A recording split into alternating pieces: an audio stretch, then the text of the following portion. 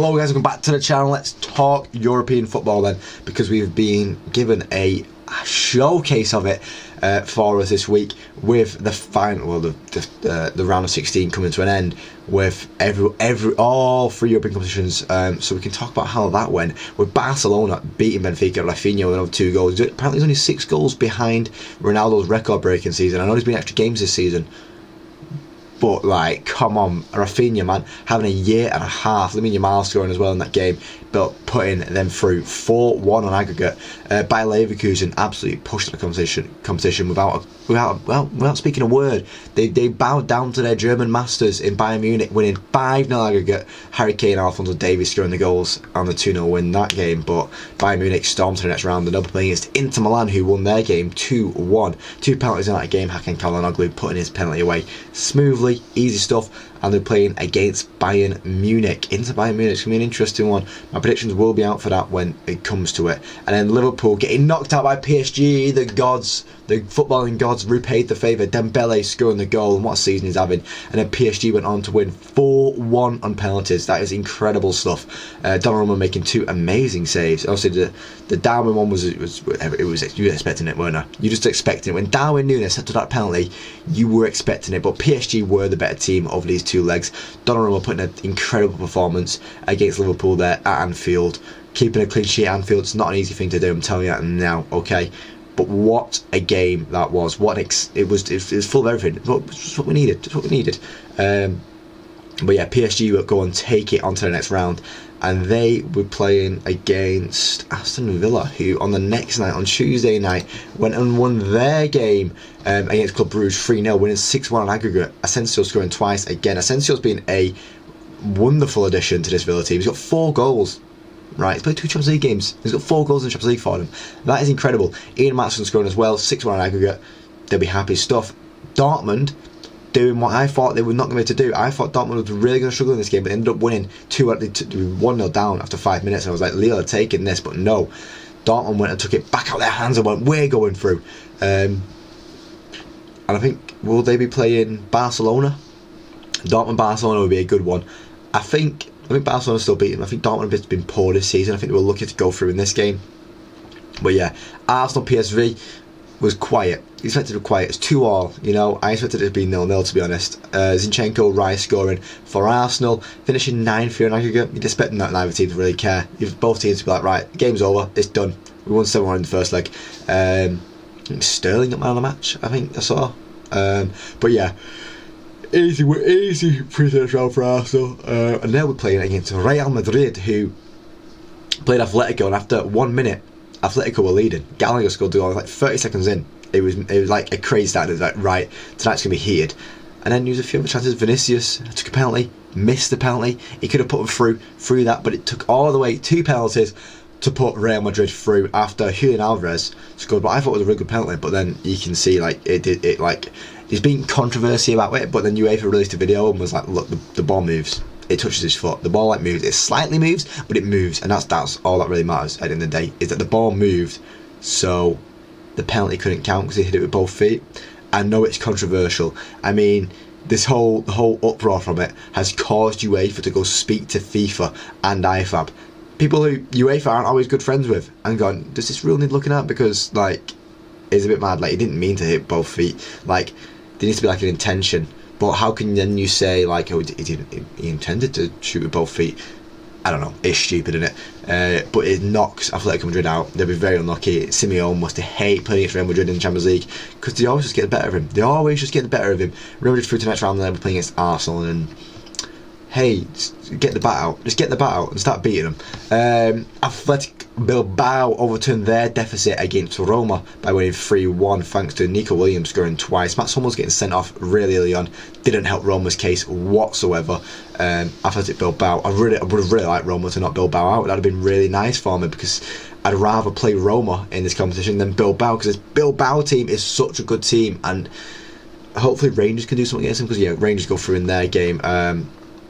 In amazing circumstances, Jose Mourinho managed to turn the result around 2-0 to Fenerbahce. It was at Ibrox. Goes to penalties. Rangers win on penalties. Rangers have found themselves very lucky to get through there. I thought Jose Mourinho was going to do it. I thought Jose Mourinho had done it. I thought it's another masterclass for Jose Mourinho in Europe. He's going to push on, and it's going to be his competition to be taken. But no, Fenerbahce knocked out. Rangers through to the next round.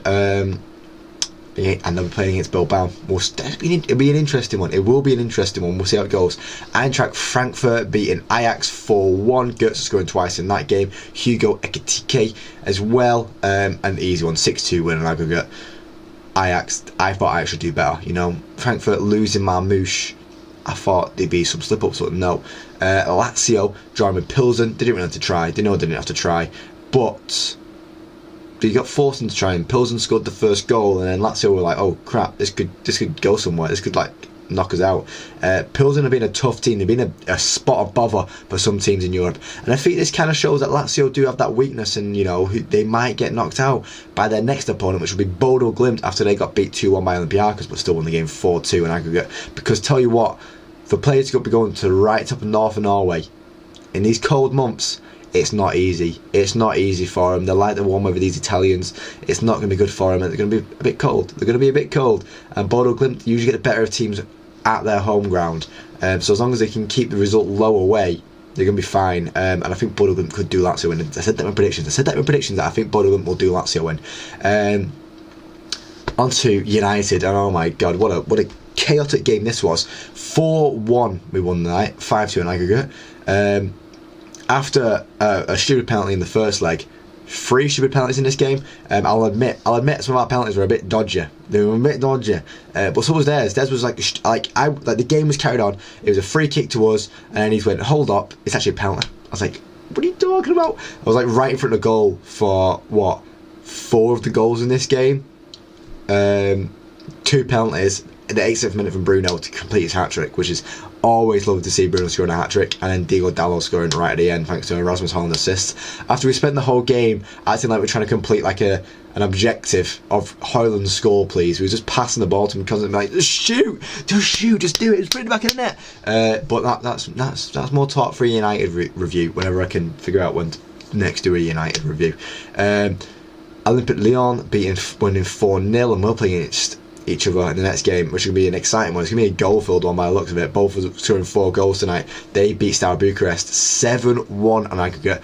I get Steaua Bucharest for a week in Real Sociedad, but it's still going to be a tough game. It's still going to be a fun game playing against Lyon.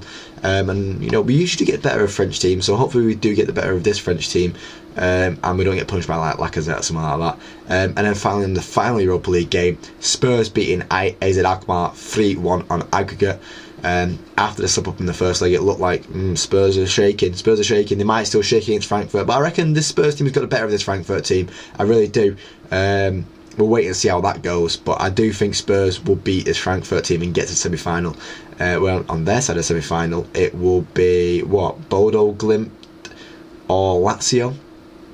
It could be a United Spurs final. It could be. We could be holding off for it. On to the Conference League, where Cercle Bruges tried overturning a 3-0 deficit, but it's not going to happen, was it? You got beat 3-0 in that first leg. It's going to stay 3-0. Cercle Bruges won the game 2-0, but Jagiella Bialystok go through. Djurgården winning 3-0, making sure they go through to the next round as well. Paphos could not do much against them. Lugano. Oh my god, Lugano, 4-3 at full time it was. The game finished 5-4, goes to penalties. You think you have a fighting chance, mate. It's just here, there and everywhere this game. 9 goals. And then Kelj win 3-1 on penalties. The penalties do not go in the back of the net, sadly for them, and Lugano get knocked out. Kelj going through to the next round. Rapid Vienna beating Borek Banja Luka 2-1, and then it's 3-2 on aggregate, meaning that they do go through to the next round. Chelsea only winning 1-0 thanks to a Dewsbury Hall goal.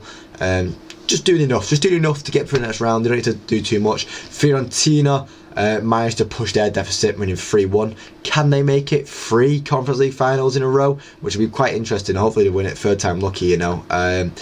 Legia Warsaw knocking out Molde 2-0, and then Real Betis and Vitoria Guimarães playing each other. Real Betis winning the game 4-0, knocking them out 6-2 on aggregate. Bakambu scoring twice, and then Anthony and Isco scoring. Europe's a bit heated right now, and it's nice to see what's going to happen in it. But that is going to be the end of the video, guys. If you like the video, please leave a like. We'll see more, subscribe, because there's more on this channel every single day. thank you for watching, guys. Let me know what your favourite game from this round of Europe was, and as I said, if you like me, obviously like to see more, subscribe, and hopefully I do catch you in the next video, which will be, I said, every day. Cheers, guys.